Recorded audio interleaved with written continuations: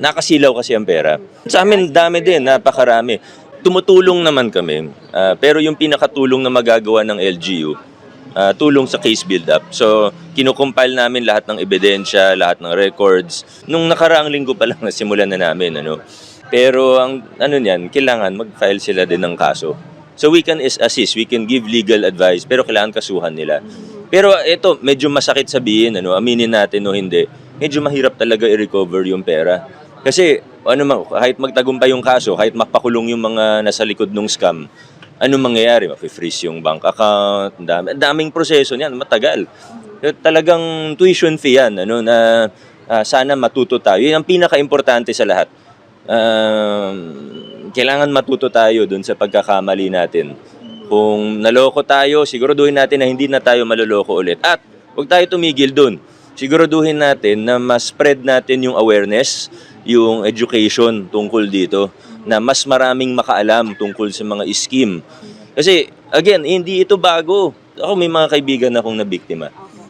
Hindi naman mayaman, pero 100,000. Yung pinag-ipunan. Kasi nakita nila yung kaibigan nila, yung mga nauna, nakabili ng sasakyan, nakabili ng motor. At totoo yun, kasi pagka ang Ponzi scheme o pyramid scheme, sa una kumikita, ang problema, hindi mo alam kailan siya magko-collapse.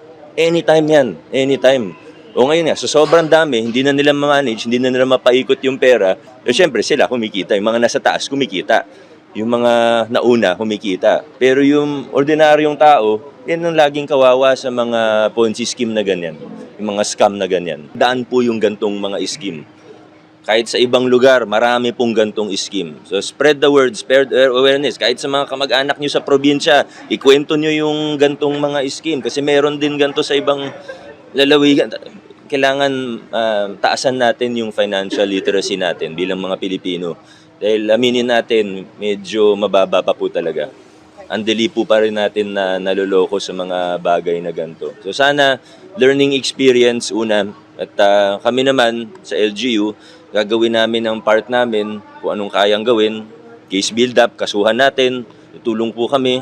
And then pag sapat na rin yung pag medyo marami na kaming nakolekta. Although ngayon pa lang medyo meron na siguro 20 to 30 na biktima yung nakausap namin. Pero habang nabubuo natin to, i-endorse din natin siya sa NBI for further investigation para ma-filean ng kaso. Pinaka-importante dito, kailangan managot yung mga taong nasa likod nito. Hindi ko alam kung ano nasa isip nila, hindi ko alam kung tingin nila legit yung ginagawa nila. Malamang hindi. Pero kahit na tingin pa nila na, hindi kasi pwede to, illegal pa rin yung ginawa nila, dapat managot po sila.